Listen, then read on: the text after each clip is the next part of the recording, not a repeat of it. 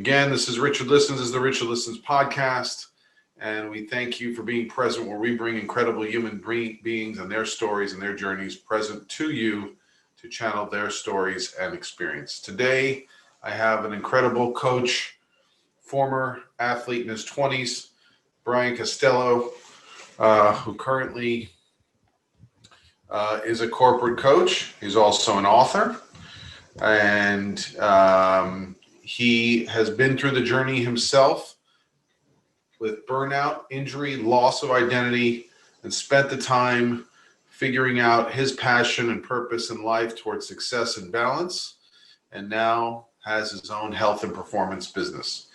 He is the founder and CEO of Elevate Your Existence, and he'll tell us all about his book and all the great work that he's doing. Without further ado, I introduce to you Mr. Brian Costello.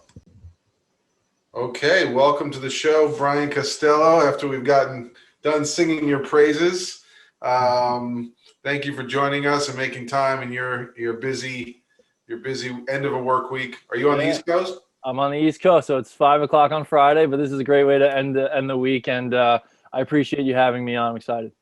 Right on. Are you in New York? Yes, New York. I'm on Long Island, so not in New York City. I'm about an hour and a half away from the kind of madness that's been going on, and not that there's been much less madness on Long Island, but Manhattan's been a little crazy. I've been avoiding going in there at all, really, in the last. I know, and all my friends are moving out of there. I'm from Rockville Center myself. So. Oh, okay, cool. I didn't know that. Yeah. So I don't know if you're an Islander fan, but I am loosely. When I was younger, I was much more, but I know there was a kind of a heartbreaking loss last night. So yeah, so that's a bummer. Strange era of like sports in the pandemic, like. Yes, yeah. I wasn't keeping too close of track to begin with, and then in the during this, I can't even try to keep track of what's going on. The baseball, they're like clinching playoffs already, and they're like, the season just started a month ago. I'm like, what the heck is going on here? Yeah. Did you have a desire to be one of those cardboard cutouts so you could be at a baseball game? No, I didn't. I didn't really call to me, but I thought it was kind of an interesting, funny thing. I mean, at this point, nothing surprises me. So when I saw that, I was just reached out to me, to get a picture of me like eating popcorn in my living room. I was like, I don't know if I like this. I don't know if people see me like this. It was a creative idea, something to make this whole thing fun, I guess. That's right. We've got to find new and creative ways to bring joy and to bring ingenuity to the workplace. Yeah. Tell us a little bit about your company, 023, and the work you're doing out there to help athletes, and how did you get started on this journey yourself? Cool. That's a good question. Sometimes it's the hardest one to answer because there's a lot that's gone into this. But so in most recent relevant kind of history, I started right out of college and went into the fitness space, and I opened a gym. It was a CrossFit gym. You're probably familiar with CrossFit. I did something out here called Functional Movement, which they were like CrossFit Light. I don't know, based out of the CrossFit space, but similar. CrossFit kind of changed. Really, was the main disruptor in the fitness industry in the last decade. Totally, transformed the landscape of how you see fitness. When you walk into a gym now, there's some impact of CrossFit in there. No matter if it's a CrossFit gym or not, you're going to see that kind of stuff. The methodology that they brought out really shook things up in a big way, and I was a very early adopter to that. And I was all in on it. I went to school for something else, but just put that aside and went right into opening an affiliate right out of school. And I competed in CrossFit as well as a different event, which I'll kind of hit on in a moment, a different sport altogether.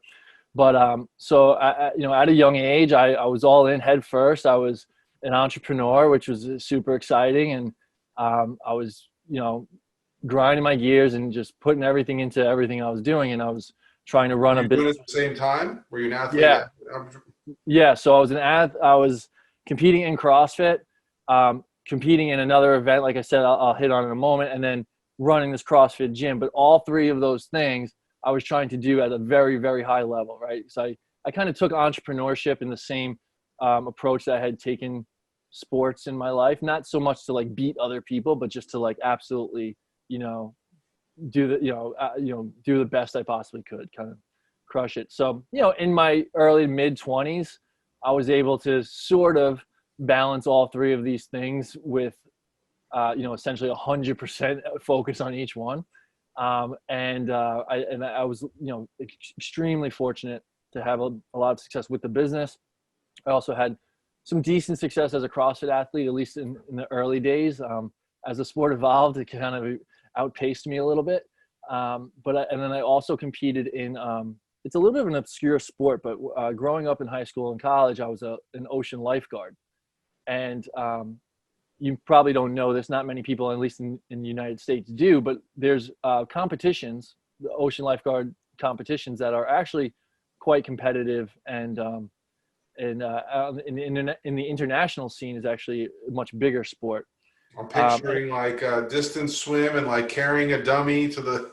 Yeah, you're not too far off. There's all different variations. There's like swimming events, beach sprinting events, which is what I did. I did all, believe it or not, I'd travel all over to do the competitions. I didn't actually even go in the water. Like my event doesn't even involve the water, which people are always confused by that.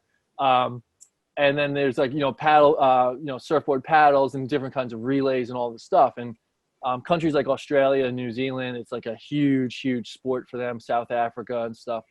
But in the United States, it's not quite as big, but I was fortunate enough to have a tremendous success in that sport. I took it very seriously.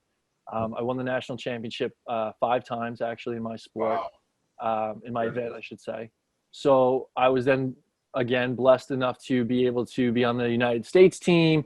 I got to travel Australia, Japan, France, all these different places for several years. So I was trying to compete at an international level in one sport. Compete at a. Cry during Moana? No. No, but that's really funny. No, I got to break up the narrative sometimes. Yeah, right. No, that's funny. I was competing at an international sport, competing at a high level in CrossFit, and then trying to again like run this very busy business. And eventually, it all was great for a few years. I was kind of winning, quote unquote, in all these areas, and then all of a sudden, it just started catching up to me. And the wheels started. I would say the wheels started falling off right away, but there was the stress. The stress started catching up, and Brian, where was this drive coming from? I always ask people, right? Because when you're driven to success, it's like an amazing thing that so many people really want to aspire to. But what was pushing you to go 100% on so many realms? Yeah, that's a great question. Competing in general is nothing new. I grew up kind of a typical jock. I just everything I learned, I wanted to be better. I wanted to win. I just wanted to win, and sports and athletics was really my thing, more than anything else. In fact, I regret neglecting music and art and all that stuff, because now as an adult, a lot of those things interest me. But as a kid, you couldn't get me to pay attention to anything that wasn't a sport or a competition. But I actually, I had some, I didn't pan out in my high school and collegiate sports the way I always imagined I would as a kid growing up. We always have these big dreams and goals, and I kind of fell a little short. I mean, I had, I'm proud of the things I did, but on paper and stuff, it's not what I always thought I was going to be able to do. I wrestled into college. I didn't finish all 4 years. I just was getting burnt out and whatnot. But, for a few years, I thought my athletic career was over. I was in my low 20s, still felt like I was in great shape in my prime and stuff, but I was like, I don't play any sports anymore and stuff. So I was a little bit lost. And that's why one of the reasons CrossFit really sucked me in, because there was a competitive aspect to it. So then I started competing. So my event was called Beach Flags in lifeguarding. So then I actually didn't start that until my 20s either. And all of a sudden I was like, wow, I have this chance. I went from regret and I didn't hit my goals. I was kind of like a failure, whatever. to like, holy shit, I have another chance here to like compete in things. And most people don't get that chance in their 20s to start a new sport, like new sports that are, you know, actually competitive, where you travel and, you know, to either different states or different countries, and you know, really make a big thing out of it. So as I found that opportunity presenting itself, I got it almost more driven than I ever was as a child, because you know how we look back and we're like, if I would have known this and I would have known that when I was competing, if I would have just known then what I know now, I would have been able to be so much better. And all of a sudden I was like, well, now I do know a lot more. You know, I can look back at all these failures and all these things that didn't pan out and learn from them. And now I can, like I said, instead of living, you know, in hindsight for the rest of my life, I can actually have another chance here. You know, when you say that, it reminds me, I mean, not only from personal experience with, you know, something very close to CrossFit, but even trying to compete, you know, as a basketball player for the over 40 division now, you know, but, you know, and still wanting to be a part of things and still having that inner desire to succeed. But what I was thinking about for the, you know, the hockey metaphor is like, there's always like a veteran who joins, even in basketball too, who joins like a championship team, and they have no ego. Like they're willing to play, you know, limited minutes on select games, and it's like they have the wisdom of experience. Yes. That you carry with you. So it's important, you know, when I work with athletes, always like failure is learning. If you take it on as failure or you internalize it, is where it can be damaging. Because of course, but if we're constantly having this beginner's mind of learning, adapting, right, in a way you have a lot more advantages than someone who's, you know, just trying something for the first time and doesn't consider their opponents or doesn't consider the obstacles or that they could lose. Absolutely. That's a really awesome point.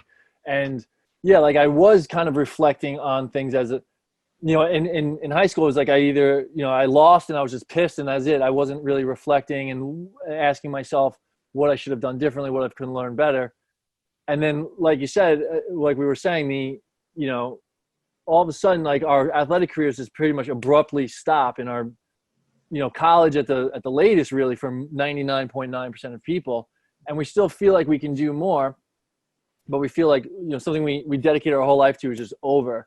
And then I'm looking back in kind of shame and regret, and you know, where I didn't learn the lessons in high school and college, I was now sitting and simmering with all these like lessons that I really, as I matured, I was like, I could have, you know, I realized a lot about my mental game as a young athlete was not there. I didn't really know how to step up on a big stage and get the job done. You know, I let my fears take over, and then, you know, so then as I'm learning these lessons, reflecting on my past, and I'm like, now I have a chance to do this, right? Now I have a chance to like apply this. I'm very, very fortunate. Most people, you know, don't have that opportunity. So I did. And so anyway, so I think the original question was, so yeah, I was more determined than ever to be like, to go out and kind of take this shot at these new sports. And in some ways I almost like I had a mental edge, I think, on most of my competitors because of that. And I just sort of like kind of figured out how to win, if that sounds weird. But like I said, in high school and college, I would just kind of, like, as I got to the big stage, I would sort of shut down. And then now at this point in my life, I was like, on the bigger the stage, the better I did, because I was like, hey, I'm not getting another shot. You know, this is it. You know, I'm in my 20s. Like, the moment. I appreciated the moment. The opportunities. I thrived on the pressure more than cowered from it, like I did when I was younger. I was just, you know, more mature, better mindset, and all those things. And just for our listeners, what do you think was the shift there? Because plenty of listeners are, you know, they're hoping to play in college, or they're you know, maybe they're hoping to be that few percentage point that plays afterwards, or at least they're having thoughts about it. And so what shifted from fear to thriving under the pressure? What was the biggest internal shift? That's an awesome question. And I think about that a lot. And I think something I didn't quite understand as a young athlete was that my my nervousness going, I'll use wrestling because that was my kind of main competitive sport. And it's a very unique sport because it's one-on-one and it's so high pressure. And I don't know if you know much about the wrestling culture, but it's win, win, win, or that's it. Like there's no like, oh, good try stuff, which is a problem, but that's just what it is. It wasn't my sport. I mean, I've been close to MMA, and I've been, which is similar, that Mhm. pressure.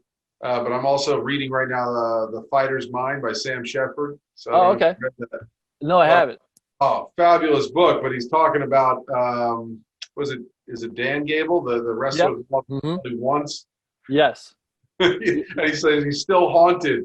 Like Yes. the one But loss. I was just telling someone the other day how I'm still haunted about my final, my high school final loss in county semifinals. Like I still think about it 16 years later or whatever. It haunts me. It literally replays in my mind all the time. But one of the things I realized is at that age, I would get nervous and the pressure would build and I'd be up all night and all that stuff. Not realizing, I never quite realized that my opponents were experiencing the same things, right? Like the more nervous I got, the more I felt at like a disadvantage. Like this guy's feeling all confident and ready to go, and I'm sitting here feeling nervous and butterflies in my stomach and all of that. And as I've aged, I realized that that's how both sides feel, right? Mhm. And a really awesome like little story kind of lesson that I don't even know where I heard this. I kind of like made it up. No, I like heard a version of it and kind of tweaked it to my needs a little bit. But it's a really cool little lesson. I plan on trying to maybe even teach my kids someday. But basically, when you think of picture a lion, right, chasing a gazelle in the wild, and so in Africa or whatever. Both of those animals are experiencing essentially the same physiological effects. They have heightened adrenaline, right? They're both in fight or flight. Even though one's flight and one's fight, they're both in fight or flight, super high stress. The one needs to either get away or it's going to die. The other needs to hunt and kill or it will eventually die also. So there's a lot on the line. So physiologically, if you had them hooked up to monitors, whatever, like they're experiencing the exact same thing. However, there's one very, very big difference, and it's that the lion wants to be there, right? The lion is choosing to be there and feels that they are they're in control because they're making this situation happen. The antelope or gazelle or whatever I said wants to just get out of there. So once I realized that and I started applying that and I would step up into these competitions on the stage, I realized everybody out here feels the same way, but the lion wants to be here, right? The lion is the one who feels superior in these positions. So I was able to start channeling that energy more into in just a more positive way. Like the more excited and nervous I got, the better I felt, and the more I felt ready to go. You said it right there, right? The principles of physiological psychology that, a lot of my clients would say, I feel nervous. It's the same continuum. Anxiety and excitement are yes, connected. So yes, we often say, well, I'm noticing these pregame jitters. You see athletes bouncing up and down before everything, right? You see Michael Phelps swinging the arms, whatever he's, mm-hmm. but they're feeling pressure. They're feeling intensity. They know that they are about to go into this situation where their fight or flight, right, is going to Mm-hmm. be that there's pressure and there's consequences. So how do you turn that nervousness into excitement? Yeah, exactly. It was the same energy channeled in two different directions. You know what I mean? And once I learned how to do that, in the What was sport one of beat. shift you made, Brian? I'm sorry, say that again. What was one shift you made to bring the excitement out? Um, I'm not really sure. I started, so I kind of, Or was it I something the started way you would show up on game day, or was it kind of, yeah. something So you what I was those going to, sleepless nights or? Yeah, I started being a little less humble, if that's weird, and not necessarily outwardly, but inwardly. I started being like, no, I'm gonna fucking win this thing. You know what I mean? Like, I'm here, I'm the man. I'm gonna, they don't want to run against me. They don't want to race, that kind of stuff. And I had a little bit, I wasn't really able to do that so much as a kid because I was very, very modest. As a, I was taught very great, great principles by my parents, coaches, and stuff like that. I was always extremely modest, but I never realized that like you didn't have to be that modest in your own head. You know what I mean? So even like Derek Jeter, I talk. Right. So like, on someone like Derek Jeter, he's how he is in interviews and stuff. He's Derek Jeter. He's never going to Super say the nice. wrong thing. Yeah, but in his head when in playoff baseball and he's up at bat, in his mind he's not speaking to himself the same way he's speaking to the interviewers after the game, right? There's self-talk there, and that I don't know if you're familiar with NLP, neuro-linguistic programming. I'm only vaguely familiar, but the idea of the linguistics and the language of our internal conversations, internal dialogue, is so powerful. And once I kind of like let myself, That almost like I ties kind of, into the subconscious and the unconscious and the way we think about ourselves, or if you're already defeated, if you already believe like you're going to get up there. We had Bob Tewksbury on the show, old baseball pitcher from back in the day, and he was talking about when he faced Barry Bonds, and right. he was like he was not going to let Barry, like he had this war, with himself. So he's like laughs about it because he's the only guy who gave up like 2 homers in the same game or something, or 3 or something like that. But it was about this like I'm not going to give in to the belief. I'm going to stay with my approach. Was my real takeaway. He was gonna beat him or lose to him by being the best at what he did. Yes, right. Yeah, I think it's that's that concept. So if there's like younger listeners listening and or any, like you said, like anybody really, like don't worry about what your internal dialogue would sound like if it was said out loud, because then we start to filter ourselves, and we don't need to do that. You know what I mean? It's like, and I don't want to give the wrong impression that I was like this like cocky, SOB, but in my mind I was pumped and I was there to win, and that's it. Like there was no one that was gonna. It's funny that we have that. I see you smiling because it's like we know people are listening, we know people are looking at us, and we do have these parts of our character. And depending on your personality, if we are a people pleaser, we want to be liked, we respect authority, coaches, team. I could always be trained to defer, right? So being trained that you can, that you have the belief that you can make that shot when you get that ball, and you're looking for that opportunity. That if it's there as well, right? So that permission, it's that permission that they're not mutually exclusive. You can be the Derek Jeter, you can become the eventual owner of a franchise or mayor, but you can also have that, what Tim Grover calls, right, the closer's mentality. Do you want to be a closer? Yes. Yeah, that's a great point. So, I think that was the difference for me. And in high school, I was like, I lost so many close matches, that like I couldn't always figure out how to like really win that big match on the big stage. And then when I got into this beach flags event, I just decided that I wasn't gonna lose. So I just like kind of made that decision, and I just kind of taught myself how to win. And again, I'm getting older. This is going through my 20s. I was competing up till age 28, I think. So, I'm an adult now, and I'm a man, and I'm starting to realize, then I also had experience and wisdom and even a reputation a little bit within the sport and stuff like that. So that all helped as well. And that fueled those things, as opposed to like you get in there and some of these guys don't want to run against you. It makes it easier to be like, yeah, these guys don't want to run against me. You know what I mean? Right. But anyway, so that was a very exciting period of my life and incredibly valuable for so many different reasons. I was able to compete, like in national championships and the world championships. But I think the original point I was getting to is that, it all started catching up, and it all started really becoming too much to handle, and, trying to, especially the business really more than anything, probably because It was just, never ended.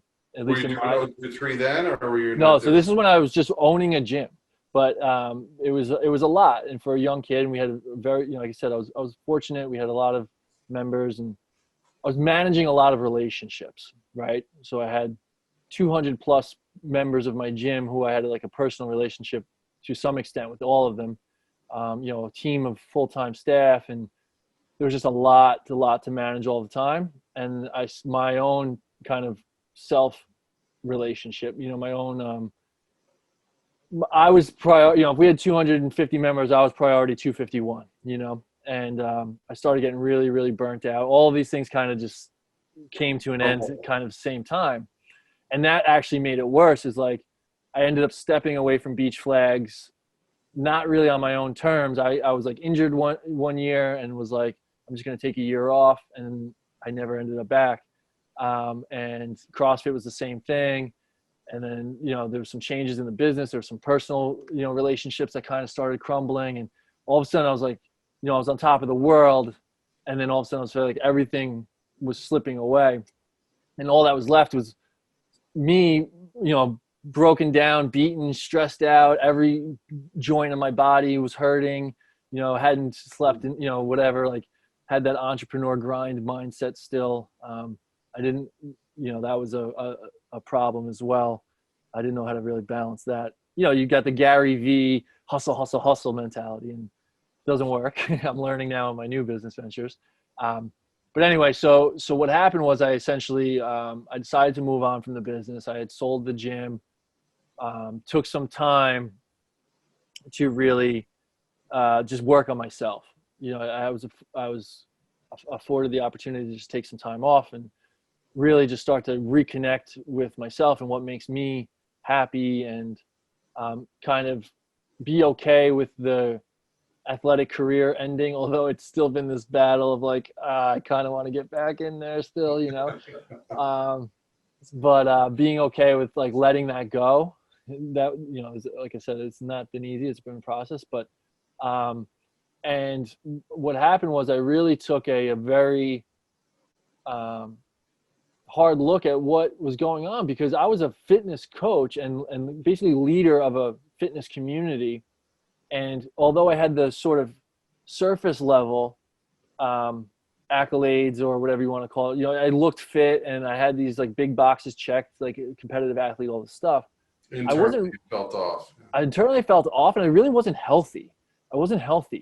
I constantly was so overtired. I was living on caffeine. I was stressed to death. I didn't know how to manage my own thoughts. I didn't know how to I couldn't think clearly and make decisions. And it was all of the important relationships in my life were starting to kind of, come apart at the seams a little bit. And, that's not what health is. That's not health. Just having muscles, which I had more of back then, but just having muscles and, like a six pack and being able to do stuff, athletically, doesn't mean you're healthy. And then I started realizing how, Right, even the lions need to rest amongst the pride. yes, right. In fact, so what I started really doing was I started reconnecting with nature quite a bit. And where I was living at the time on Long Island was very rural. I was out in this kind of like wooded lake area. So I was just taking these long hikes and started eating really clean, like local organic from the farms nearby and stuff, and reconnecting with nature. And that I started realizing things like that. Like even a lion, they rest almost all day. You know what I mean? Like they rest quite a bit, and they eat when they're hungry. They sleep when they're tired. They rest a ton. They don't carry stress. So one of the things like I talk about a lot is how animals, they're in fight or flight, but it's very short. Like when the mailman comes to the door, my dog goes crazy. But 3 minutes later, she's sleeping again on the couch. And what we do as humans, we carry the stress with us all the time. And so like, it would be like if we went, every time we retell a story or we relive, or did you hear what happened? Or we're reliving the stress, and physiologically it feels the same. So if my dog was going around all day saying, did you see what happened before? The mailman came to the house. And then like when my wife goes, the mailman came before, if they relive that all the time, they would be very unhealthy and very stressed. But that's what we do essentially.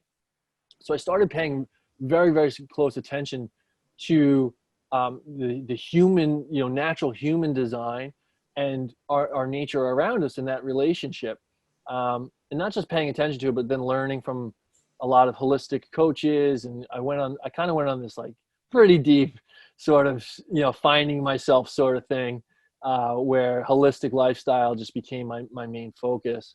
And I was basically rebuilding myself because I was like, all this stuff I had is essentially gone. And It can't be now, maintained that way. Right? say again? It can't be maintained in that style. No, exactly. And now it's like, if all those things are gone, I shouldn't need all those things to feel good and happy. Like now that they're gone, I feel like I was like wrecked, I was ruined. I didn't feel like I didn't have much to show for it after all this time and whatnot. And I was like, well, I'm kind of pretty much starting over here. The next half of my life is going to look different. I didn't know what it was going to be yet, but I knew it was going to be different. So I really went on some deep dive, kind of deeper sort of spiritual work. I did a very long fast, which was a very transformative stage of my life during the fast and afterwards. And how long was this fast? So it was 30 days, actually, 30 days. And I learned a lot about myself. I learned a lot about myself during that and started to piece together, what health really is and how we should be feeling, and that the human experience is essentially supposed to feel amazing, and similar to the lion or other animals. If we just, eat when we're hungry, sleep when we're tired, adjust to the seasons, eat local food, like we would reach full genetic expression just the same way they do. They don't need to, the lions don't exercise, they play mainly is their main form of preparing. Very important point. Right. Yeah. So they play to prepare for hunting and fighting and protection. Also, they prepare for that through play. But the feeling of it being play keeps that stress, their kind of, stress levels and stuff very low. And it's a very natural thing. So I started studying all of these topics, and I started realizing how much was missing in the life experience from, like, in modern society. Like we're way off the mark in so many ways that we're living. So many things we consider normal, feelings, anxieties, depressions, relationship issues, fear, doubt, scarcity, all this stuff that like every single one of us deal with are really not supposed to be there, like, and then I'm like, well, why do we all feel so bad? Like we essentially have all this technology and all these things, like we should be, just thriving all the time. And we're actually, it's the opposite, as we sort of, become more advanced in that, from a technological standpoint, we're actually declining in just, health and happiness in general. So I was really trying to figure a lot of things out and ask a lot of hard questions. And essentially I realized that even, in the fitness world, especially, these are people that are coming to the gym and they're working out and they're doing all the right things, but they're still similar to me. We're still missing the big picture.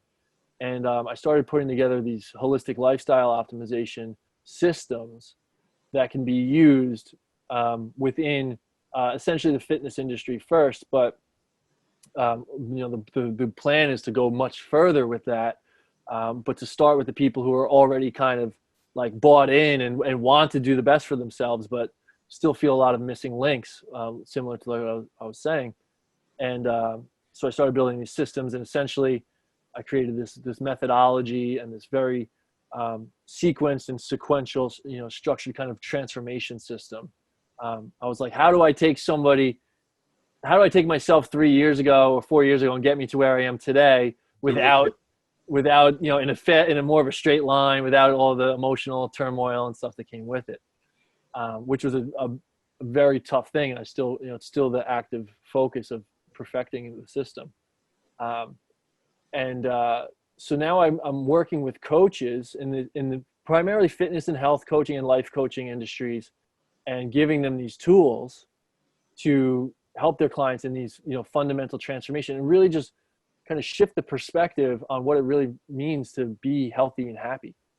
And we do it. It's unique because we do it without using a lot of heavy science. In fact, we use almost entirely things that we can see for ourselves and feel for ourselves. So like everyday language and everyday examples. So even like, you know, complex topics, I've spent much time what I call decomplexifying it, and like, which is just another word of kind of saying simplifying, but simplifying in a way where they can understand a complex topic, but in everyday language, so they can like actually almost learn it and like kind of not understand. You know what I mean? And then when people have these shifts, that's what creates transformation. Because I can give them a meal plan, I can give them a bunch of things to do, and those will be changes. But to have a transformation, you need a full perspective shift. You need to like understand it differently and see it differently.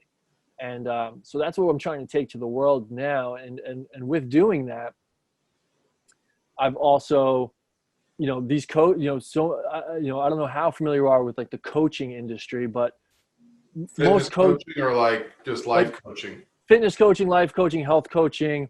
And the summary is there's a lot of great people who have a lot of knowledge, but they don't really know what to do with it and how to systemize it. And they don't really know how to make enough money to be happy. And they don't know how to find the people that need them and actually help those people make change. So what I realized is like, hey, I can put a lot of people, I can put maybe 50 people a year through my holistic methodology, you know, my own system, and you know, help 50 people and make good money and be happy. Or I could put coaches, 50, 60, 100 coaches a year, and they could all go out and help 50, 60 people a year or whatever, and then have much more massive impact, much more ripple impact. So that's been the once I married the business, the coaching and the business together, is where the business has really started to take off. We have coaches all over the country out teaching this methodology now, so it's really exciting. This is all under the 023 platform? Yeah, that's the main platform. I do a good amount of one-on-one mentorship as well for coaches who don't quite need that exact type of stuff, but still need help, you know, delivering a higher impact and creating a higher income. But yeah, most of it is under the 023 umbrella. So how are people finding you? How are you reaching them across the country? Yeah, so how are you doing it with balance and keeping your wisdom intact so you can repeat the past? Right. So that's an important point that I think we should definitely hit, is that I've built this business around my ideal lifestyle, right? And which is what I teach these coaches to do as well. It's like your lifestyle, your health first, your happiness first, and then the business has to fit within that framework. And most of them are I'm teaching most how to build remote programs so they can have more freedom. But the important thing is it's not like my old business where I was the last thing on the list. Now I'm the first thing on the list. And it forces me to be incredibly productive with my time, incredibly efficient with my time, and focused and regimented. But because I can do that, I can still maintain a lifestyle that's not only manageable, but a lifestyle that actually still has me progressing forward and bettering myself every single day. And with the coaches, it's really important that we're doing that, because that's essentially what we're helping other people do, right? And then we can lead from this relentless pursuit of sort of self-mastery becomes what we now can turn around and teach to others as well. Not perfection. Earlier point about, you know, NLP or, you know, whether, you know, what I do with EMDR, you know, addressing, moving people from kind of early beliefs that may be limiting and causing us pain, which we learn from life experiences, and that we may have been unintended consequences that, you know, or societal influences pushing us into overdrive, or too much people pleasing and too much putting output and not enough internal regulation. So, you know, the fact that you're living it, it's projecting, right, exactly that. Like, I can live in mastery and help people. Yes, exactly. Right. And that's like sort of my internal goal was like, I want to just create the best possible, like, just version of myself. This is before when I was still kind of finding myself, like, how can I wake up every morning focusing on mastering myself. And just so people know, mastering doesn't mean perfection, right? We're never gonna reach this, end goal. There's just a constant evolution of ourselves. But how can I make that the main priority in my life, and then allow that to be my career by essentially helping other people do the exact same thing, and then teaching them how to help other people do the exact same thing, right? And that's been fun because it allows me to lead through my own struggles, my own successes, and be a truly authentic leader of like, this is what I'm working on. This is where I'm struggling. This is where I've struggled in the past, and now I've had success. This is where I'm struggling now. This is where I want to go. And all of the lessons I've learned along the way immediately just become part of my education that I can help other people with. So It's beautiful. Yeah. And to your point, mastery involves, part of the chapters in my book coming out this year, is going to be about the importance of, first of all, it takes a village, right? We're not in it on our own. We always need mentors of our own. And we always need the power of social support in whatever way we can get others to enlist and support us moving towards our goals.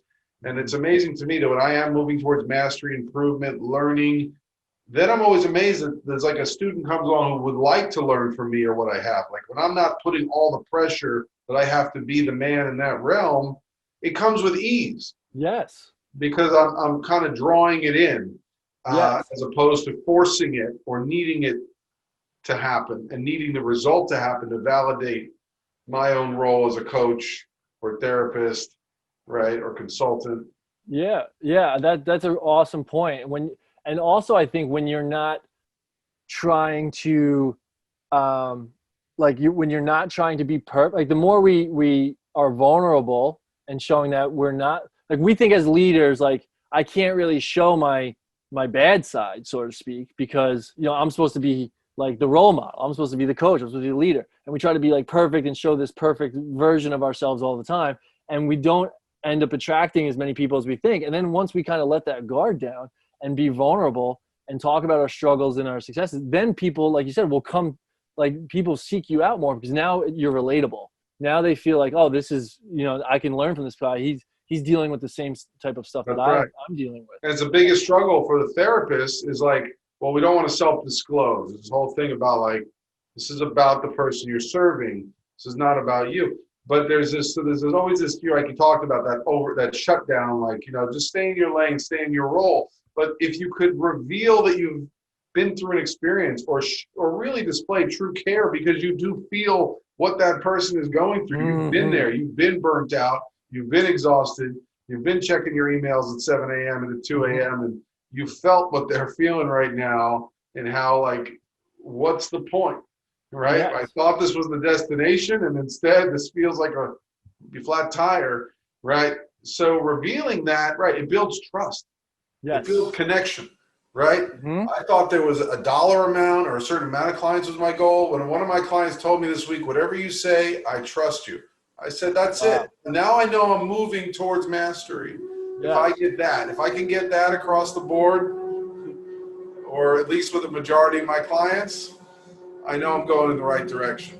That is such a good point, such an awesome point. In fact, not too long ago, I had a client make a kind of a comment towards me of like, I was teaching them these systems and they said something, well, it's easy for you, like, but we're not like, she said something like that, and I was like, what do you mean? Like, and what I hadn't realized is she didn't really know the whole backstory. And she kind of thought like, oh, I was this fitness guy doing really well and all fit and healthy. And then I just decided to like kind of go to the next level. Right, just linear and it's all good. Yeah, I was like, no. Let's back up a little bit. And it actually, it inspired me to, I had been doing some kind of deeper introspective work right around that time anyway, and being called to be more open and vulnerable about my my ups and downs. And after that comment, I called together a Zoom call for all my coaches and all the program, all over the country. I was like, this, Thursday, we're all getting on the phone. And I just opened up and I was like, listen, I'm not perfect. Like, I am not trying to say, do this, be like me. I'm perfect. I was both as a health, from the health side, I was in a really bad place a few years ago. And as a business side, I had some serious downfalls between my two businesses that were so scary, and, you know, and all these things. And I really opened up about that. And like the word you said there, trust, is like the trust lifted. You know, they were already in the program. They already trusted me and stuff, but like it like went to the next level. And what I have really learned and now sort of reteach this concept is like when we're in this position of coaches or therapists and whatnot, our clients don't trust us because we're perfect or because we know every answer or we're going to have an answer for every single question. They trust us because they can relate to us and they know that we just care. Like we care about them and we've been through this struggle, and we're going to make sure that we give them 110% and that their struggles now become our goals, right? They don't trust you to be perfect. You don't need to have every single answer. They just trust that you're fully bought in on their mission as much as they are. And like you said, when your client said to you, you know, whatever you say, I'll do it, or I think it was something like you just said there, whatever you say, I'll do it, or whatever. Like that wouldn't happen if they just thought you were just this perfect person. You know, I'm sure that comes because they know that you are real and authentic and on a similar journey to what they're on. Yeah, and that they're truly seen, right? That like Yes. you're not coming from this place of above or just mechanically, yeah, just do X, Y, Z with your clients and everything. You know, because you've been there, because you go through it yourself, that you have that confidence, like you're talking about, this belief, right? I'm going to show up at some of it's faking it till make it, but some of it's, I want to help this client, and I can help my clients, even if I'm imperfect. Mm-hmm. Absolutely. Because I'm doing the same system. Absolutely. Right. You know? Yeah, that's what it comes. And, you know, I talk about this thing. It's a wisdom economy, right? Information right now doesn't hold much value because there's tons of it everywhere, and nobody knows what to do with it because it's overwhelming. So if you can just help, even if you're not at a 10, you know, you might not be at a 10, but if you're at a 6 on whatever your field is or whatever topic, and you can help a 2 get to a 5, you know, you can help them change their life. And no matter what kind of thing, if you can mentor somebody, if you can help them up level, you know, there is value there. And it doesn't mean you have to be, it doesn't come from being a 10. It comes from being able to help someone from where they are, get to, you know, from point A to point B as efficiently as possible, no matter what those two things are. So I encourage anyone listening, I encourage anyone to start a coaching business. Start a coaching business where you help someone solve a problem. Go back to yourself 2 or 3 years ago and make design a program that helps that person. And when there's with you know, being remote, trust me, you can find plenty of people that are in that spot that you were a few years ago, and you can do that. You can be like essentially the mentor role in that state. So yeah, and I know when you wrap up, I want to give you a chance to tell us how to reach you and what your company's working on in closing. But that's really powerful what you said on many levels. I mean, the power of the minute you help someone else, it gets you away from the attention to what's wrong with us or what's missing. And it also gives us this chance to see the long view, see the bigger picture. When you help someone else, I just helped to support an instructor and a teacher last week, and I realized, wow, I just went through that 4 years ago.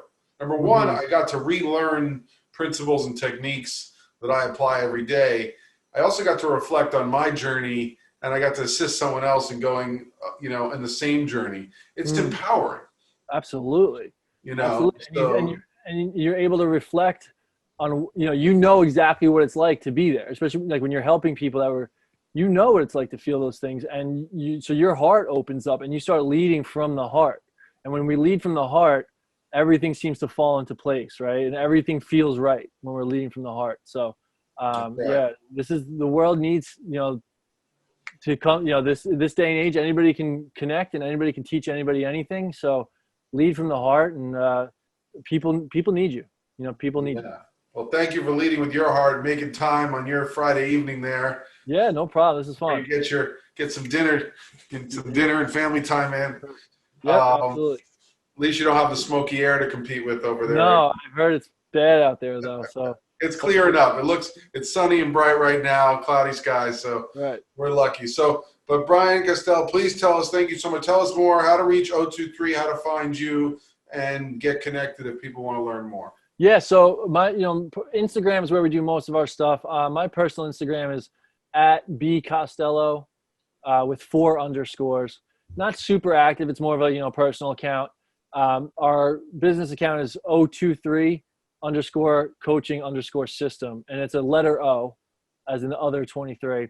And that's where we're really bringing together a tribe of leaders who want to really lead in any aspect of health, self-optimization, self-mastery in any of those capacities. So that's really where we're doing our work. And 023coach.com is our website. And I'd just love to connect and hear from anyone that listens to the show that has any questions as far as starting a coaching business, helping others in any way. This is, like I said, it's what the world needs, and it's where what I've been called to, and my thing. Yes, call to action. Beautiful. Well, thank you for bringing your truth, your authenticity, your journey, your struggle, and your successes that come through facing all that and doing so and being willing to help other people along the way. Thank you for giving me the opportunity to do so. This has been great. Awesome. Well, that was an exciting interview with Brian Costello. Thank you so much. 023, you heard it.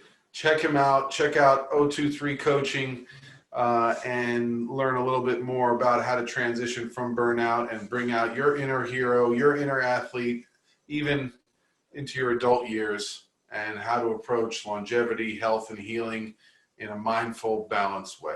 I'm Richard Listens. Thank you for joining me. Take care, everyone. I'm Richard Listens, and I'm out.